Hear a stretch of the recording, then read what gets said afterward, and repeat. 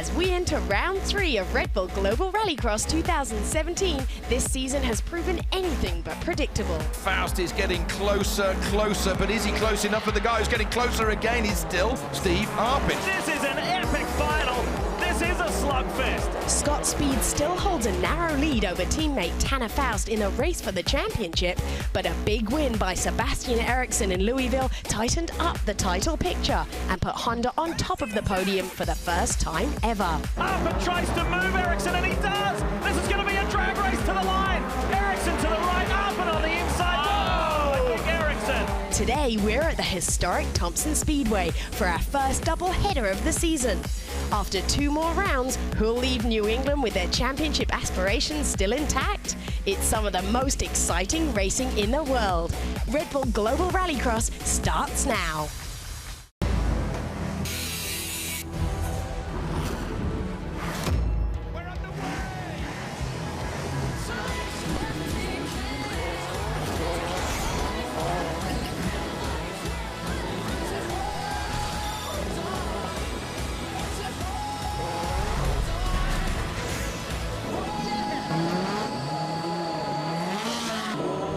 Welcome everybody to Red Bull Global Rallycross. I'm Will Christian and we're here at the Thompson Speedway Motorsports Park for an entire weekend of race action. Round 3 comes to you today and then we'll be right back for round 4, the second half of this double-header event, the first one of the season. Last time we saw you all, we were in Louisville, Kentucky, where Sebastian Eriksson drove this car behind me here to Honda's very first GRC victory in exciting fashion as we came down to a photo finish. Drama continues here into this weekend. We're only just through qualifiers and already we're seeing a lot of problems. Kevin and Anders, a lot of challenges ahead for our drivers this weekend. No doubt, Will. It's great to be here, but the issues started early. Austin dined in qualifying, Anders. Yeah, this track is proven to be so brutal on the cars. We see here, Austin Dine pulls off to the side with what appears to be a problem with the right front suspension to that Ford Fiesta. So Austin Dine there anxiously looking on. Sebastian Eriksson then had a similar issue in the same corner. No drive whatsoever, spins that car. He's out of the car, and that was a right front drive shaft failure on that Honda Civic.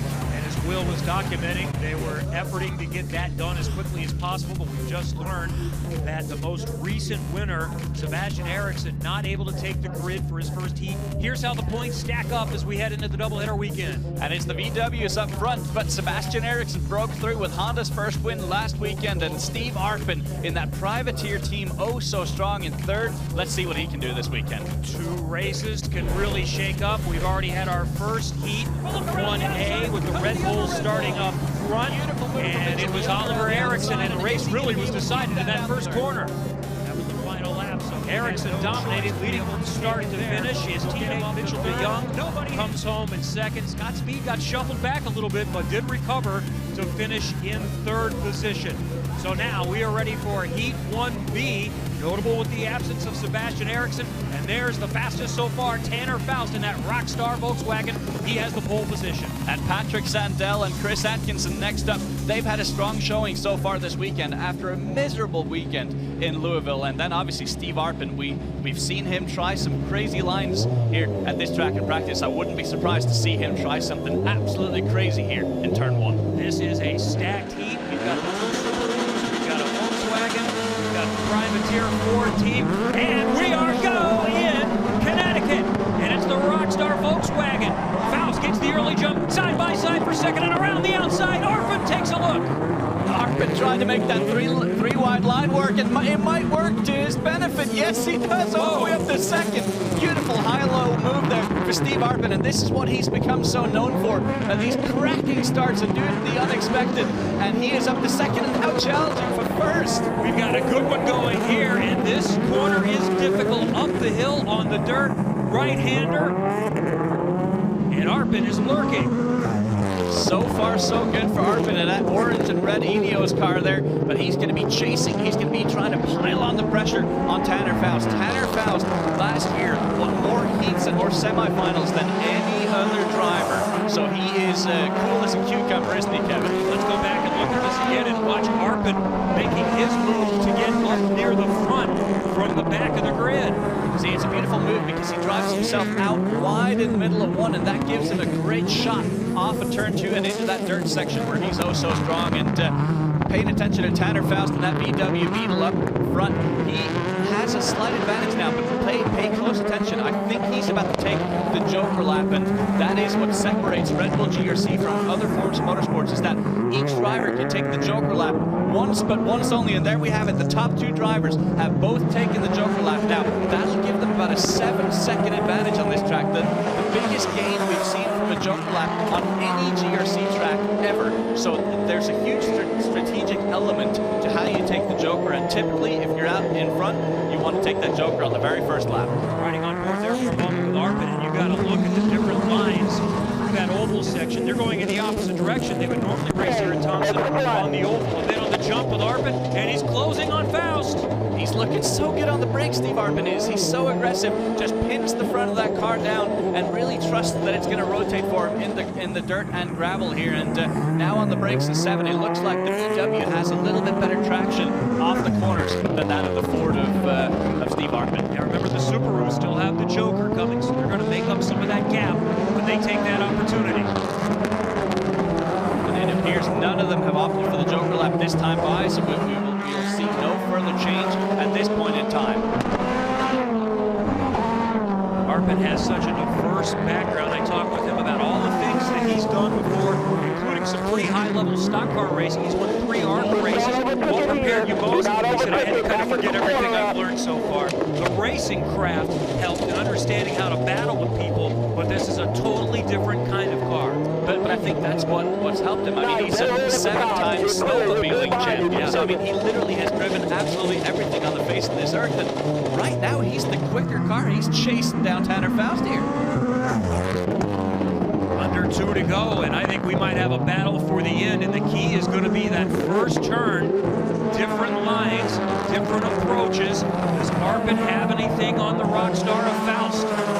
But also in the back of his head, he's got to be thinking, it's a double-header weekend. I've got to preserve my car. So he's better off taking second here than taking some wild risk. And look at that long line he takes up on the banking here at Thompson Speedway, 26-degree banking. And the line then, the shot that gives him through turn 2 and turn 3 are just amazing. But Faust does the job. He maintains the advantage. Inside the final lap, course slightly less than 9/10 of a mile, 9 turns. Tanner Faust, motorsports superstar, looking to start the weekend off with a heat win.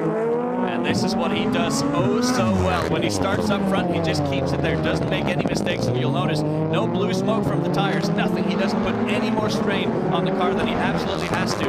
As we see Atkinson here opts for the Joker lap on the final lap. He's going to take 3rd from Patrick Sandell. Up front, Steve Arpin in the Ineos Ford for Lowenbrough Motorsports, trying to find something for the Volkswagen and won't get it done. It's Tanner Faust taking heat 1B at Connecticut at Thompson. And there's Sandell. Patrick Sandell parked off the side of the track. Tough to see exactly where that happened. He didn't even make it to the start-finish line, but Tanner Faust out in front with some pressure from Steve Arpin, though. Strong drive, excellent racing to get us started here. The final look, Tanner Faust to the checkers by about 5 car lengths in front of Steve Arpin. So the 4-car field with Sebastian Eriksson unable to go after the mechanical issues in qualifying. Faust, Arpin, Atkinson, and Sandell. 70-foot jump, which is followed by a tight right-hander, is going to be a challenge this weekend. Stay with us, we're off and rolling for Red Bull GRC. Red Bull Global Rallycross is brought to you by BF Goodrich Tires. Are you driver enough? Welcome back, everybody, to Thompson Speedway Motorsports Park, where round 3 action of Red Bull Global Rallycross is underway. We've already seen our supercars head out onto the track for heat racing, and they've given us a glimpse of how they're looking to approach this very complicated track here. Let's have a closer look at the setup here in Connecticut. This 9-turn, 0.9 of a mile course is the most complex we're going to see all year, with plenty of changes in surface, including an extended dirt section. Let's jump on board now with Cabot Bigham for a lap.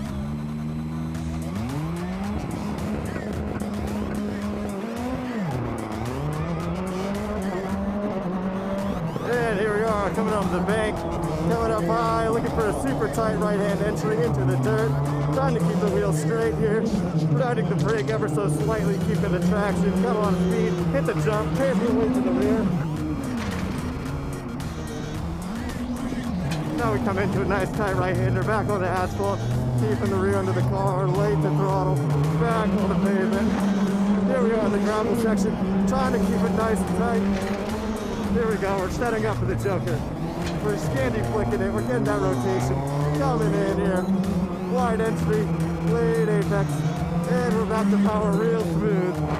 Keeping the rear behind us, and a nice blend of power and brake to keep the rear settled right across the stripe. And I'm joined now on the track by our commentating team of Kevin Lee and Anders Krohn. Guys, we've just had a chance to have a little walk around here at the track. As we saw there when Cabot took a lap, we have so much going on here. Definitely, wouldn't you say a little something for everyone, Kevin? Oh, definitely. I love all forms of motorsport, and that's what Red Bull GRC does, is it encompasses everything. The drivers have such diverse backgrounds. We're standing on a major banked oval track. They're going to use the road course, dirt, even gravel this weekend. And Anders, right here, the exit of turn 1 is incredibly unique and important to this layout. Yeah, and in practice, we saw all the teams and drivers experiment so much with different lines here. On board now with Steve Arpin as he enters turn 1. Look at how high of a line he carries all the way up in that 26-degree banking. That enables him to carry great speed, but also opens up turn 2 in that gravel section for him. Now back on board with Scott Speed, and he takes the very, very tight line. That's a way shorter distance across the middle of the corner here, but also tightens up turn 2 significantly. So, Will, we're going to see a lot of action here early on. And we're going to see in just a minute as semis get underway who's really going to handle that when who comes out on top. We'll be back with that in just a minute, so stay with us as racing continues. This track here at Thompson Speedway has every single feature GRC has to offer all crammed into one lap. It's going to be crazy racing. I've raced so many things in my life, from snowmobiles to dirt cars to NASCAR stuff, even bathtub boats. So where I win here is my ability to adapt. I'm a real stage rally guy, and I love seeing a big dirt section, so that's where I'm going to win on this track. I've raced go-karts, stock cars, Formula One cars, just about everything. I think all the different aspects on this track are going to play perfectly into my hands. Back at Thompson Speedway Motorsports Park, and round 3 action continues. We now have all 3 heats down, and this man, Tanner Faust, has become the first driver to sweep all 3 preliminary heats and get a full 21 points. Now, Tanner, add to that, sweeping those 3 heats, and then you also had the fastest qualifying time of the day. I think it would be fair to say that you seem to have figured something out ahead of the rest of the field here. Well, this track is pretty chaotic. You know, you go from taking one of the oldest paved ovals in the country to, you know, pretty old road course, and then the transition between them. I mean, these cars are excavating machines. They pull every bit of dirt out. They're amazing how much grip they make, but that means that they destroy track. So it's a lot of chaos. It's a lot of bouncing through stuff, and through other jobs that I've got, maybe I deal with chaos maybe more often than some of these guys, but it's still a struggle. We're still, you know, trying to make the car better. I'm trying to learn more about the track, and it's still a long day and a long weekend. Thanks, Tanner. You heard it, guys. Chaos, as has been described out here. Thank you, Will. I like chaos, and we've seen great racing so far and more to come. 4 heat races we haven't seen yet, so let's go back to the first one in round 2, and more problems for Sebastian Eriksson. Stalled at the start. Scott Speed pulls away, dominates his 5th heat win of the season. And then in Heat 2B, it was another crazy one off the line. On board here with Steve Arpin, who gets all argy-bargy with the Hondas up front here. He goes left in turn 3 and tries to keep it secure, but it was all Tanner Faust out in front for a dominant victory. Then switching gears to Heat 3A, and we're going to go on board with Steve Arpin. Yet again, look at this. Jumps past 2 cars over the jump, full throttle, tries to keep that lead, can't do it there, but then he does it in the Joker lap in the second to final lap, sweeps around the outside of Cabot Bigham to take a dominant win. 3A was fun, 3B was very significant as noted. Starting on board with Austin Dine, Mitchell DeYoung in the Red Bull on the outside. We see Scott Speed trying to come through in the middle in the Oracle car. Up front though, nothing for Tanner Faust.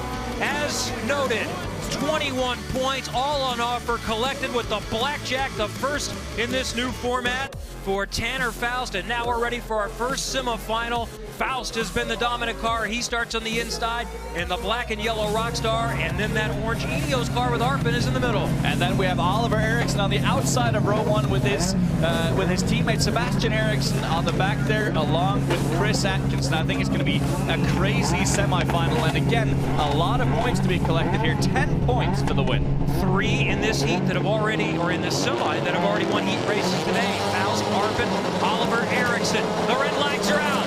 The green is on, and here we go in the first semi from Thompson.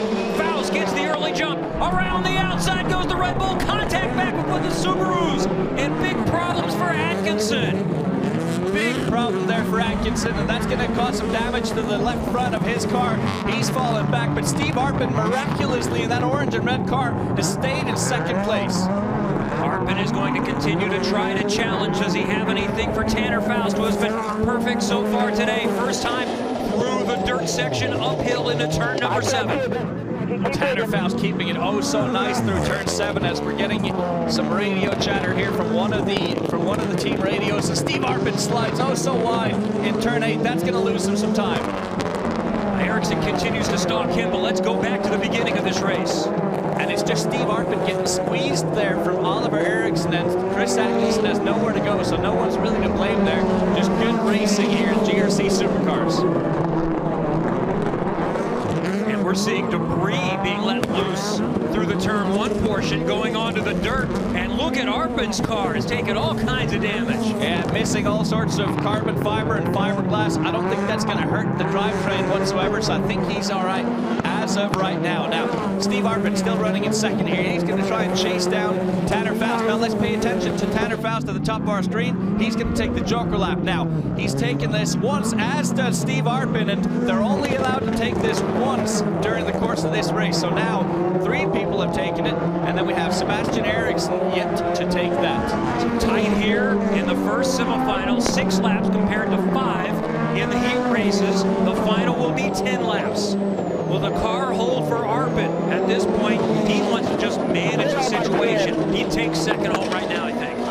You know, I think if this was Scott Speed chasing Tanner Faust, I'd agree with you, Kevin. But I think Steve Arpin is out for one thing and one thing only, and that is to try and win everything he can. Again, he's a privateer team fighting against the might here of Volkswagen, who's out in front, and I think Steve Arpin's just going to want to do everything he can in every single time out to win. So the cosmetic damage may not, and is likely not, to impact his performance? I don't think it has. The only thing I'm looking at is the right rear tire, and if he has a little bit of toe out as a result of that damage. But as of right now, it doesn't look like he's been affected by that at all. But what I am paying attention to, again with Steve Arpin, is this open line that he takes into turn 1, and he's able to carry so much speed, and he picks up a lot of time here on Tanner Faust. So everyone but Oliver Eriksson has used the Joker now. It's cut significant time off the course.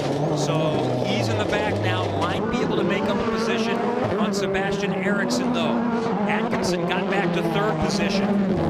And that's a great comeback for Subaru, who had some big struggles in Louisville and actually couldn't even compete in the finals. So to finish here in the top 3 and actually now chasing down Steve Arpin would be a huge result for this manufacturer with Chris Atkinson and Patrick Sandell, who's coming up in the next semifinal. Well past halfway done through this first semifinal. That's how quick it goes in Red Bull GRC.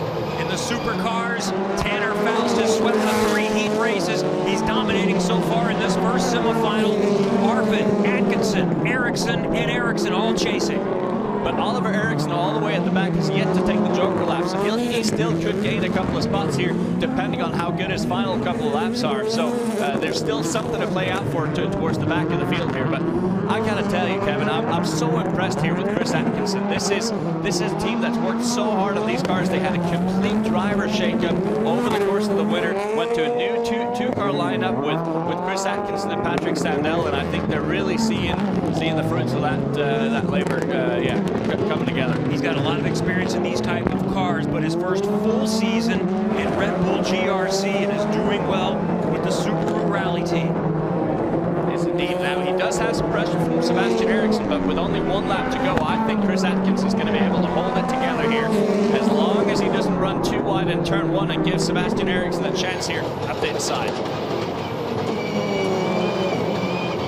Great onboard shot here for Sebastian Eriksson, just seeking for traction. You'll see he'll go up through the gearbox all the way up to 4th gear before this big jump. Now back down to 2nd.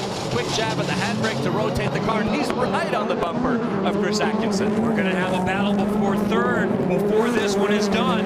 Up the hill into turn number 7. Meanwhile, way up front, you just barely saw Tanner Faust in the picture. Arpin in 2nd, and here's the challenge for 3rd. Just 1 more corner to get it done, and he's got a dive bomb, and oh, that's a little naughty there for Sebastian Eriksson. Checkered flag, Tanner Faust is 4 for 4 on the day. He dominates the first semifinal and to the line. Arpin 2nd, and Atkinson gets the 3rd spot in front of Sebastian Eriksson, who's barely in front of his Red Bull teammate Oliver Eriksson. Onboard here with Steve Arpin, and he's been in the battles today, getting that 2nd spot at the start. Beautiful jump for him, and he tried chasing down Tanner Faust, but couldn't quite get the job done. But look at how rough this gravel section is. Tanner Faust is racking up the points today. Already, he scored 27 points, make that 28 points. It's dominating so far. And all kinds of damage for Atkinson, but he survives to finish 3rd in the first semi. Formula One is on NBC. Enjoy the rush of Montreal, but don't hit the wall. That's the life at the speed of F1. The Canadian Grand Prix next Sunday at 2 p.m. Eastern here on NBC. Back in northeastern Connecticut at Thompson Speedway Motorsports Park, ready for the 2nd semifinal. And Scott Speed, already a heat winner today, will start on the pole. But there's a couple of hungry rookies here right alongside him, and Mitchell DeYoung and Cabot Bigham. And then we have Austin Dine and Patrick Sandell back on track after an engine change. So there have been some problems with some, not many for the Volkswagen guys. Tanner Faust has been perfect. Can Scott Speed pick up another heat win today? Those two have been battling for supremacy in career wins. Speed got his 12th at Louisville. Faust has 11, both 2-time champions.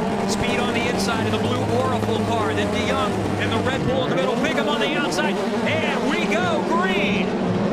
And it's a great start for Scott Speed, and Cabot Bigham around the outside. Can he do anything to challenge? Bit of a sluggish one from Mitchell DeYoung, but he then comes back. DeYoung gets to 2nd. Austin Dine pushes his way up into the 3rd position. Yeah, that was a very nicely aggressive move there for Austin Dine, just taking advantage of Cabot Bigham on the outside. Now Cabot's fallen all the way back to the back of the pack, but it's Mitchell DeYoung who's looking good so far, right behind Scott Speed. That's the challenge when you try to go around the outside. If you can't get there, you're in jeopardy of really losing positions. And I would say arguably the only guy that's been able to pull off the outside move so far has been Steve Arpin, and as we know, he's one of the more aggressive drivers on the grid, but so far so good here for Scott Speed, and this is the position that he's so good at controlling. Every time he's out front, you'll notice just the smoothness of his driving style. Everything he's doing inside the car is so nice and controlled. You'll never see blue smoke pouring off the side of the tires. You're always just going to see him driving that car completely within the slip angle of the tires, and that puts almost no strain on the tires and equipment at all. The 20-year-old Californian Mitchell DeYoung is doing a nice job of keeping up with the Californian Scott Speed, who now lives in North Carolina. Yeah, and Scott Speed has so much experience. I mean, when you look at that compared to that of Mitchell DeYoung, Mitchell won the GRC Lights Championship, but I mean, Scott Speed's the guy that's done stock cars as he takes the Joker lap, as does Mitchell DeYoung. That's going to gain them about 7 seconds here, and we see Austin Dine at the top of the screen has not taken the Joker lap, so let's see how this all plays out. But Scott Speed, just so much experience in stock cars. He did an F1 for Red Bull Racing, then he came back stateside to do NASCAR, so he has so much information and so much wealth of experience that everything we're seeing Scott Speed doing here, look at how light he is on his feet and with his hands as he turns into turn 4 now, never overdriving the car, just a quick jab of the handbrake and then he's on his way. Beautiful driving here for Scott Speed. So much to do in the cockpit with these cars and so little time to rest and relax. Yeah, it is, and you're constantly adjusting because every single lap the gravel pit changes, and sometimes there's a bit more gravel on the asphalt itself. So every lap you're constantly analyzing. You have your spotter in your ear telling you exactly what they're seeing. Is another driver taking a different line to you? Is that helping them? So that's so much information for these drivers to take on here, and add to that, they're driving 600 horsepower four-wheel drive race cars. Patrick Sandell with a nice run in third right now. They've had issues, an engine change throughout the day, so they're trying to position themselves for the final and they're still learning about this course. And I think everyone is, every single lap by is. Patrick Sandell is actually having a great run so far with that brand new engine, and that can be very unnerving as a driver when you step into a race car where you didn't do a couple of heats and you don't quite know what to expect going into the semifinals. And this is a great comeback for Patrick Sandell, and again showing that the strength of the Subaru is starting to come back. You see the tarp there coming through turn number 7 off the tires, almost on the track there. Had a lot of contact with the tires, some with the wall, and a lot of car-on-car contact so far. That is just the beauty of GRC and what makes this such an interesting and awesome sport to watch. And yeah, up front though, a car that's looking quite nice at the moment is Scott Speed, as we have a battle now between Austin Dine and Cabot Bigham, and these two colorful Ford Fiestas. Dine is in front. We're on board with Bigham in 4th position. Sandell is not far behind them, so Sandell has lost a couple of spots. And that was all down to Austin Dine and Cabot Bigham taking the Joker lap on that last lap by. That jumped them ahead of Patrick Sandell. So with 2 laps to go, this is going to be a battle of the privateer teams here to see who can grab that top 3 spot in this semi. Austin Dine has shown a lot of speed, and he's been mixing it up throughout the day. And problems for the Subaru for Sandell, who's come to a stop as Scott Speed takes the white flag. Less than 9/10 of a mile to go. For a while, DeYoung was challenging him. Now the veteran is pulled back out to a nice, comfortable advantage. And as we switch view from the Subaru to the VW, exactly what the Subarus are experiencing now with unreliability is where the VWs were about 2 years ago. But they've really honed in on the consistency of these cars. They've built them bulletproof so that now every time they take to the track, they're going to last right until the end. This is round 3 of the 2017 Red Bull GRC Championship, and so far, Andretti and Volkswagen have won every semifinal this season, and we're on pace to make it 6 for 6 here. Final few corners coming around. Scott Speed, Volkswagen, Andretti takes the checkers in semi number 2 at Thompson. That was just pure domination for Scott Speed there, but also great to see Mitchell DeYoung up on the top spot there. And even after the checkered flag, we see Cabot Bigham and Austin Dine fighting it out. Speed, DeYoung, Dine, Bigham, and Sandell in the 2nd semifinal. And back to the starts. On board here with Austin Dine, he's got the inside line for that turn 1, very, very tight turn 1. He's going to try and just nip it around the inside, and luckily he barges Cabot Bigham out of the way and up into 3rd spot. Scott Speed takes the semifinal win along with his teammate Tanner Faust in the 1st semi. Speed getting big air here in Connecticut. So the supercar final is still to come. Scott Speed, Tanner Faust, or a surprise. Stay with us. We are back for round 3 of Red Bull Global Rallycross. Our final has already been underway, but due to an incident, as you can see there, we've had a red flag and the cars are having to regrid. The guys who were involved in that, Sebastian Eriksson, who apparently pushed Scott Speed, obviously a little too hard there, and into the tire wall, causing damage on the Beetle. The red flag came out, and as I said, the guys are now having to regrid here. As we can see, there is some pretty serious damage at the front of Scott Speed's Beetle, but the man who's had the day to himself, as it were, is on his right, Tanner Faust there. He's taken all 3 heat wins and his semi-final win. The question now, can he finish this job and take his first win of the 2017 season? Guys, Will Tanner Faust is going for the perfect day. Sebastian Eriksson penalized. He will start in the back. Here's how the rest of the field lines up for the Supercar final. And Scott Speed back on the front grid again with Steve Arpin. And then we have Mitchell DeYoung and Chris Atkinson, Austin Dine on the second row. Now move back a few spots all the way to the back, in fact, is Sebastian Eriksson. So that means on row 3 we have Cabot Bigham and Oliver Eriksson, the 2 last GRC Lights champions. And then on the very back row, after that bit of naughtiness there, for Sebastian Eriksson on the outside of the final row alongside Patrick Sandell, who's had huge engine issues. And here we are on board with him, pumping himself up for this 600 horsepower launch off the line. So Scott Speed gets his position back, but is his Volkswagen damaged? Does anyone have anything for Tanner Faust today? 600 horsepower, ready to be unleashed. Faster from 0 to 60 than even a Formula One car. It's round 3 from New England. Let's go! The Supercar finale is underway. Faust on the inside, gets the jump on Speed. Arpin coming around the outside on the orange car. And DeYoung trying to squeeze inside. He'll grab third, and DeYoung battling for second with Speed. And Scott Speed gets bumped wide yet again, all the way down to 4th spot. Scott Speed, not what he wanted. Big damage to a Honda in the background there. But yeah, this was again another disastrous start here for Scott Speed. So let's watch Speed, see if he can make up some ground. Meanwhile, up front, Tanner Faust with the jump and the start that he wanted to complete a perfect day. He's the only guy in that VW Beetle that has a clean-looking car at the moment, and that's because he hasn't been in a single battle all day now. Oh! What is going on here with Tanner Faust? Big blue smoke, and I'm wondering if that was just wheel spin or something actually rubbing on his bodywork. Speed trying to work on Dine now. Started in the second position, but is that car wounded? Trying to get a spot back, and he will. Not surprising to see Scott Speed in that VW Beetle take that spot, but as they go side by side here, gotta play it nice here, boys. Okay, one left.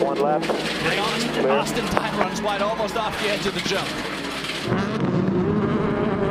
And Arpin has gotten shuffled back as well. Dine into the barrier just a little bit, and look at the damage that Steve Arpin has taken. He started 3rd. These guys are not playing nice with each other. One single bit. Austin Dine in the middle of all the wars, as is Steve Arpin. Both of those in Ford Fiestas. Now we've had 2 takers of the Joker Lap. Tanner Faust and Mitchell DeYoung, the 2 front runners, have taken the Joker Lap.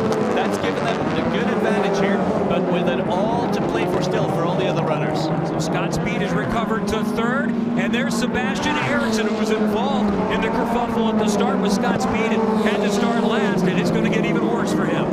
And he's just pulled off to the side of the track. Looks like extensive damage, and Austin Dine runs way too wide here.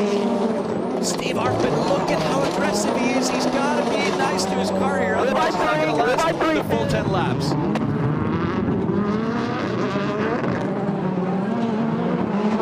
Had some radio transmission there from what I thought was Steve Arpin's car. Maybe he's complaining of some blocking here for Austin Dine.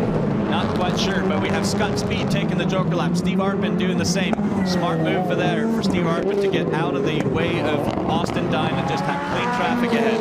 And there's the leader.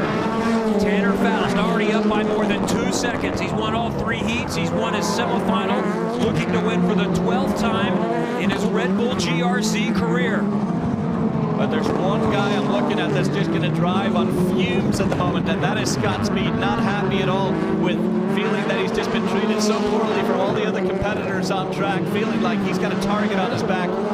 Arguably the fastest driver on the grid, always up front, one of the quickest but sometimes slightly controversial characters in the paddock, and he is feeling not too well treated from all these other guys. Gotta believe he's gonna have something for the youngster, 20-year-old Mitchell DeYoung, before the time we're done. That speed that we can see chasing DeYoung right there. And the Red Bull car is DeYoung in front, and that blue car, a new look this weekend for Scott Speed. Orifol is the sponsor for the Volkswagen for Andretti. And I think what Mitchell DeYoung has to make sure to do here is to not wear out those tires. That's where Scott Speed excels in never sliding the car too much, always keeping it in within the slip angle of the tire, never overworking the tires. And in a 10-lap final, when you have 600 horsepower pounding down on pavement, on gravel, on dirt, over jumps and everything, it really makes a difference how you drive this car. So Mitchell DeYoung got to keep the car beneath him here. 3.5 seconds is now the advantage for Tanner Faust. And we are just about halfway done. Back to the line here. The best battle is still for second position.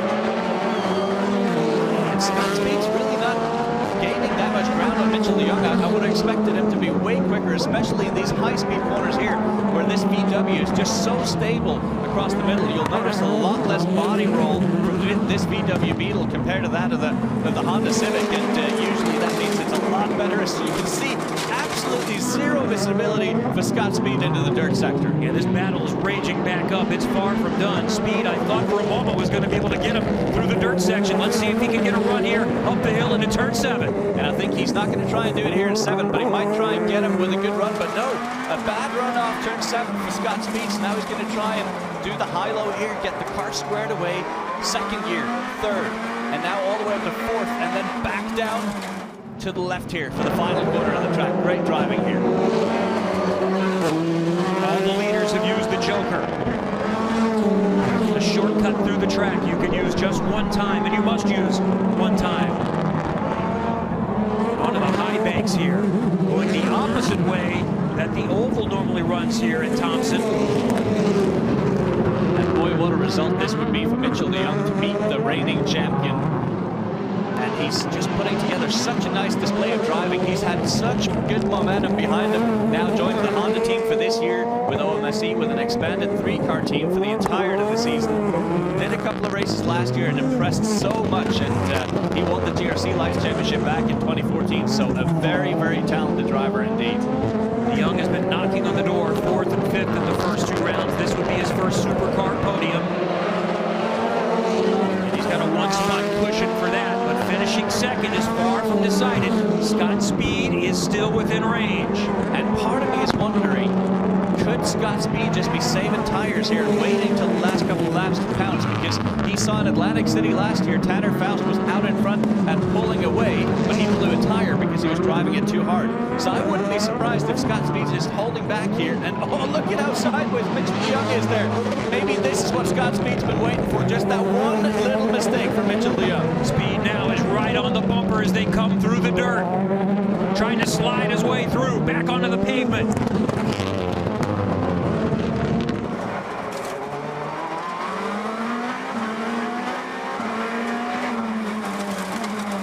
Where's the best passing opportunity? I think coming up in the 1, I think without a shadow of a doubt coming off of 1. See Sebastian Ericsson's car off track. Look for him to swing to the inside here. Can he dive? Can he give him just a nudge to run Mitchell DeYoung wide? And oh, he can. Can he complete the pass? No. Contact. DeYoung stays in front. Brilliant work by the youngster to stay in front of the Formula 1 and NASCAR veteran. Oh, and Scott Speed nudges him yet again into turn 4 as there's a tire bail here. And this slows Scott Speed down tremendously. He's lost a lot of momentum with only a lap and a half to go here. That might have decided that position. Is there enough time for Scott Speed to catch back up? And if there was any chance of catching Tanner Faust, it's gone by the wayside, barring a mechanical issue. I mean, we've been looking at this slugfest here, but I mean, out in front by some margin is Tanner Faust coming up to the final lap, and this is exactly what we've seen so many times with Tanner Faust. When he's out in front, he doesn't make a mistake. He lets everyone else battle it out behind him, and what a dominant display so far. By the way, another one of the Red Bull Hondas is out, stopped up in turn 1. It's Oliver Ericsson. We saw Sebastian Ericsson parked earlier. Speed's not done. He's going back after second on DeYoung. But Speed's got to play it cool here. He can't take too big a risk. He can't get a penalty for doing anything that's outside the regulations. So he's got to be smart here for the championship picture. 7+ seconds is now the advantage for Tanner Faust as we continue to see the battle for second and third. A few more corners for DeYoung to be able to hold off the veteran Scott Speed. Meanwhile, Tanner Faust slides around turn number 9. A dominating day, and Tanner Faust wins for the 12th time in Red Bull GRC. And Scott Speed grabs second. Volkswagen Andretti goes 1-2 in New England. Can you believe it, Kevin? Just at the track, everyone thought was going to be the perfect equalizer. You have a VW 1-2, and Tanner Faust runs away with the weekend. What a powerful display. Two storylines, the dominating drive by Faust and the recovery equally impressive for Scott Speed. That might be a championship drive for him when all is said and done. I couldn't agree anymore with you. Look at how Scott Speed just gets barged alongside here, moved out of the way. Tanner Faust, look at the slide he had early on. This one we thought he had big troubles, but he didn't. And this is the battle to the finish for second. Scott Speed. And Faust getting big air here in New England. Tanner Faust wins the first of a doubleheader. We get to do it again tomorrow. Stay with us from Thompson, Connecticut.